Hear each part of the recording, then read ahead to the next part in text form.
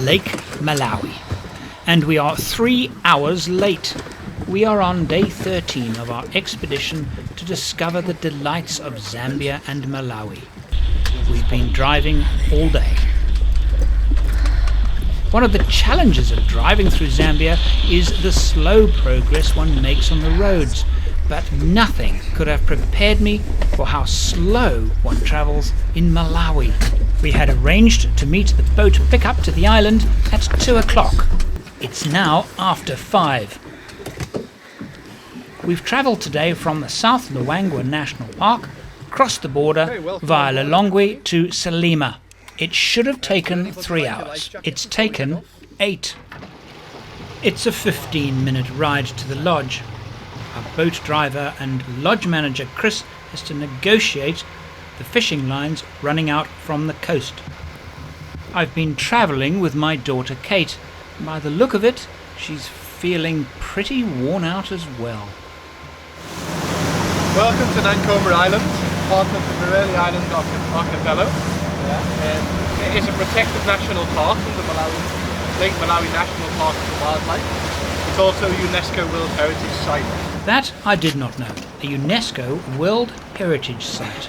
You know, when you've looked at a place on a map for years and years and years, and you've dreamt about going there, and to be honest with you, this was the place that I really wanted to come to, Blue Zebra Lodge. I really wanted to come here.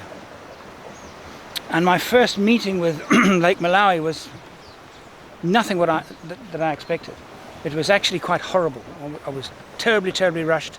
We were late, and so my first impression of the lake has not been a particularly good one. Anyway, so it can only get better from this point on. By the time we get to our chalet, it's almost dark, and I'm exhausted, but still time to take a few pictures. Yeah.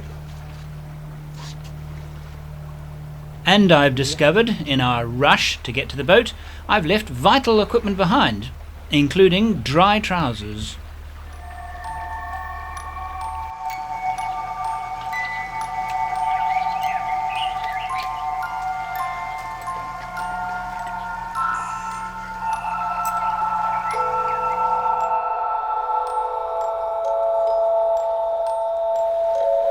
My first impressions of Blue Zebra Lodge. Outstanding. Oh, we're in Fish Eagle. That's the name of our chalet. So, with damp trousers and all, we wander down for a lovely meal in the dining room.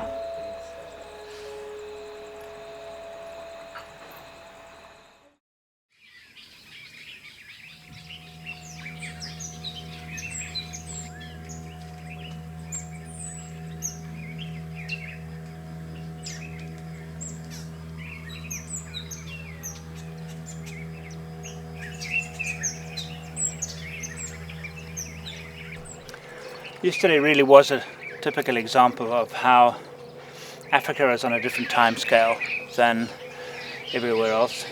I had planned my timings quite carefully and knew that from South Luangwa, where we drove yesterday, to Lake Malawi would take a good 5 to 6 hours. Comfortable.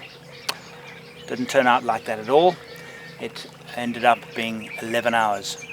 and right at the end a mad rush, which means today I'm at this absolutely idyllic spot, the Blue Zebra Lodge on Lake Malawi, with no clothing, no charging apparatus for our camera batteries, no shoes. We had a very pleasant dinner last night, lovely food. I was wearing wet trousers because I had no time to change into shorts when we got to get on board the boat. And after we'd got on the boat, which actually had already cast off when we arrived, they actually turned back to collect us. So that's why it was such a mad rush. So my first impressions of Lake Malawi were spoilt to a small degree by the mad rush that I'd found myself in. And of course this morning, seeing it as in its idyllic self, this is the Lake Malawi of the travel brochures, which is how I intend to enjoy it today. Taking advantage of the other guests that are leaving, the island is an island, which means that clients are ferried to and from the mainland. I'm taking advantage this morning to go and get my clothes that I left behind. But even here, looking into the water right there, it's teeming with fish. We're going snorkeling later. Once I've done this, we're going to go and photograph some of the fish. Right, things I forgot. Short trousers, charger for the camera, charger for the laptop, toothpaste and toothbrush. Oh, here we go.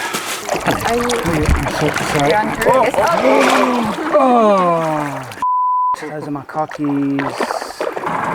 It's not commonly known that hippos can't swim. Well, it's not that they can't swim, but they generally don't swim. That's why there are no hippos on the island. It's far too deep for them to cross. When hippos are like this, generally speaking, they're not swimming at all, they're standing. They're almost weightless because of their bulk and the water, so it's incredibly relaxing for them, but generally speaking, their feet are always touching the riverbed or the lake bed. And this is a pod of well-known hippos that I imagine look at the island with envious eyes, but they can never make it there.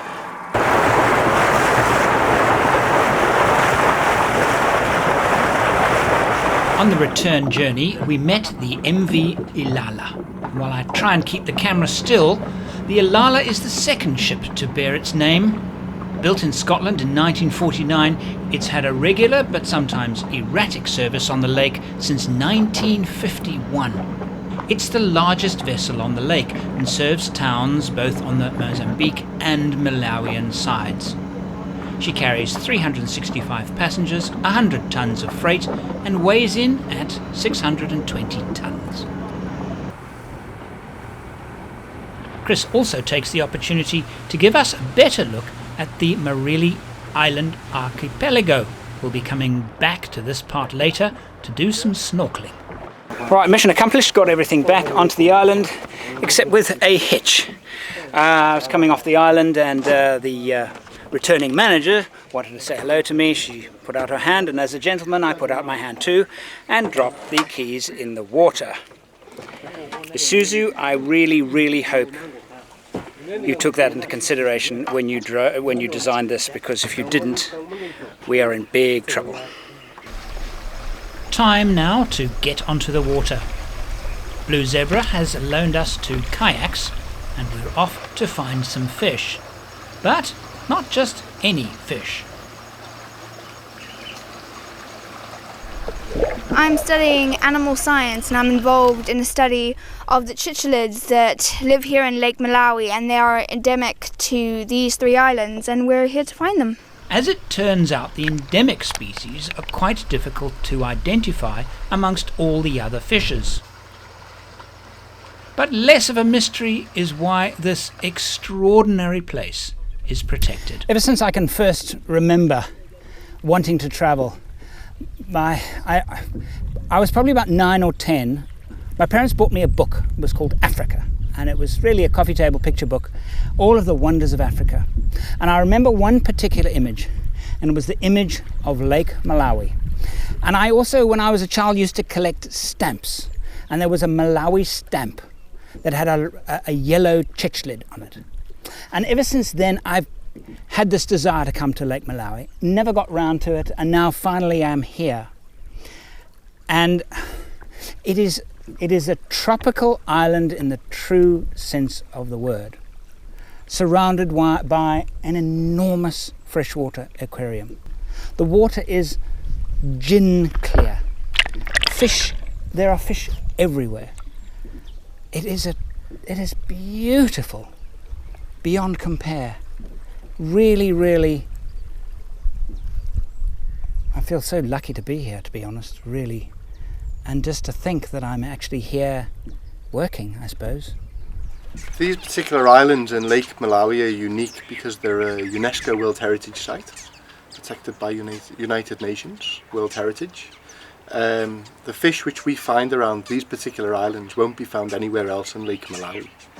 They are unique to this part of the lake and unique to the world.